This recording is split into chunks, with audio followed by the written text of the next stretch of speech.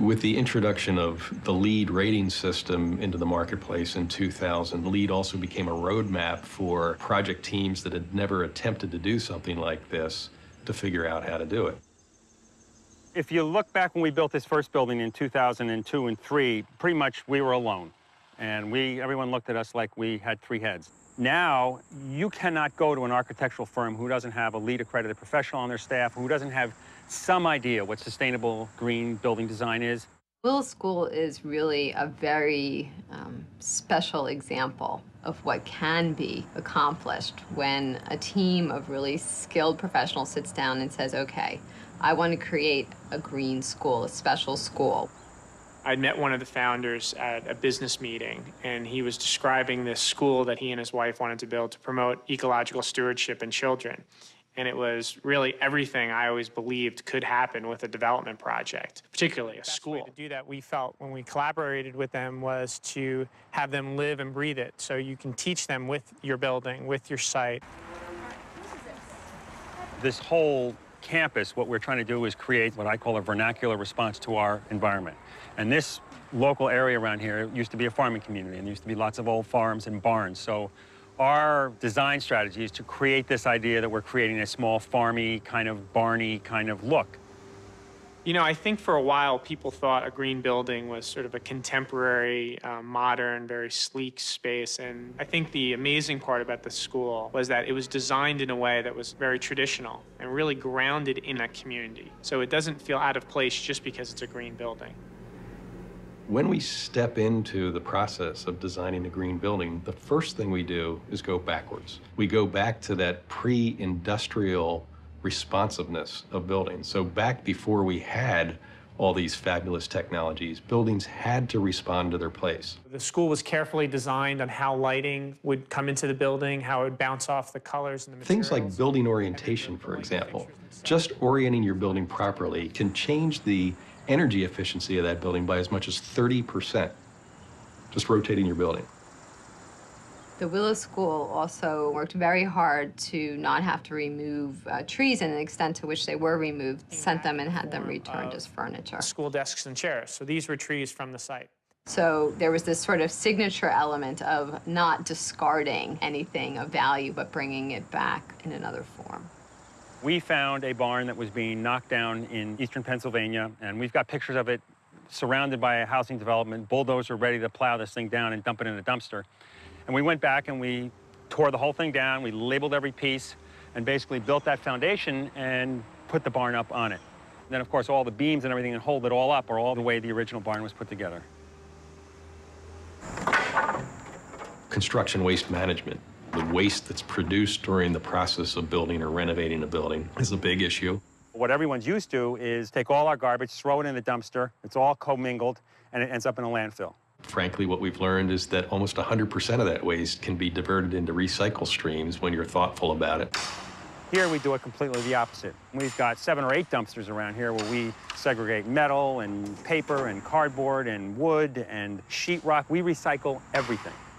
So some of the little green highlights, the stone you're standing on here is recycled bluestone. This came from the Big Dig in Boston. When people step into thinking about a green building, this is usually where they start, are materials. You know, what's an environmentally responsible material? Things like using materials that have high recycled content and are recyclable themselves when their useful life is up.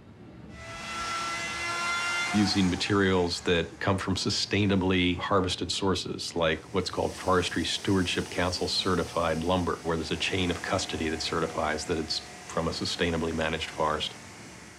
Salvage wood, for example, we use a tremendous amount of that, wood from old factories and old barns. The dimensional lumber, the plywood, the siding is all sustainably grown material. The steel, 99% recycled steel. The roof, 85% recycled stainless steel roof. We try to look at every raw material we bring into a building and make sure it's the safest, most economical, healthiest, and environmentally responsible kind of raw material there is.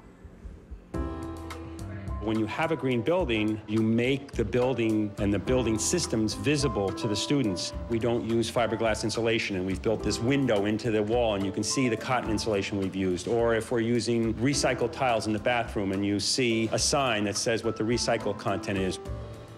There's stories about the wood for the windows that came from the old tomato and vinegar vats from the Heinz ketchup factory. All the pieces that have a story that talk about sustainability, we want to re-emphasize by creating signage. And so you have the opportunity to have that building actually become a teacher. For me, Willow and other schools like it show what's possible. And then you try to move everybody in that direction. They're sort of pulling everybody. Seeing Willow is just a leading edge and saying, well, it was a special situation, but we could never afford that on our campus. Maybe you can't afford what they're doing, exactly what they're doing, but you shouldn't be doing exactly what they're doing. You should be doing what you can do. There is no recipe, and that's one of the things that makes it hard, but it's also one of the things that makes it exciting because every project is a creative project. Depending on what you need to use the building for, you'll have a different grab bag of options for making it green. Schools also get it, and there have been several studies that demonstrate that school children learn better, perform better on tests when they're in a healthy school. There's data and research and studies that show that categorically, that your test scores and grades can be as much as 30% better in a green building with, natural ventilation and natural light.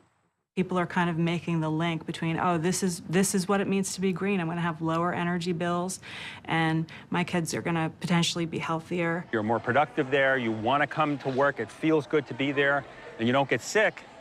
These types of things, we really haven't figured out how to put a dollar sign on yet, and I think when we do, they are going to be so huge that you and I won't even be talking about energy savings. We're going to be talking about those health benefits and the productivity benefits. I think this is going to help sell the green building movement more than anything else, actually. We've had over probably 1,000 visitors come here so far. 90% of them, when they leave, they go, how do I do this? Where do I go to get this stuff? I think if you look at every major manufacturer of building products today, pretty much everybody has tried to figure out how they can make their product greener and more environmentally friendly because they realize this is the way it's going. This is the future. The market and the manufacturing and the supply and demand are getting easier and easier and easier. That's not a hurdle anymore. That's massive market transformation. One of the reasons why developers are struggling with this as a concept is that they are taking their standard products, their boxes or whatever they build, and they're saying, okay, well, now we need to do it LEED. It costs too much. Well, in that case, it might cost more because they are just trying to take a new technology and changing windows and changing this, but they haven't rethought how they designed the original building. You can't just have cookie-cutter green buildings. You've got to think through that building from start to finish. It's commonly accepted that green is an add-on to a normal building. So you can have a normal building, and then you add on a bunch of junk, and you get a green building. And I'll rephrase that word, it's not junk. It's, good things, but you add them on, but it costs more. It's not really true. There is this expectation out there that going green costs, 15, 20, 30% more. It doesn't. Now, there's a caveat to that, because in order to make sure that it doesn't, you have to design your building in a certain way, and the way you need to do that is this integrated design approach. The key to sustainable design is integrated design, bringing together the players and then bringing together all the elements of the building that include things that architects really focus on, like circulation, image, the feel of the building, how it works structurally, and how it works environmentally, and how it works from an energy perspective. It's that integrated approach that really makes it work, and it's hard. I have to have the mechanical engineer and the architect and the water, wastewater and stormwater guy, my landscape architect. We all have to sit around the table so that if I'm the architect, I look the mechanical engineer in the eye and say, here's what I'm doing. I'm putting this super insulated roof on, I'm putting these super insulated windows. It's going to cost, $20,000 more, but that means that you can cut your heating and ventilating systems in half and save $60,000. That's where experienced developers are finding that they can do green for the same amount of money or less. Because if they increase the insulation or windows of the envelope, they can decrease the size of the mechanical system. They've just increased the performance of the building but kept the budget the same. Integrated design.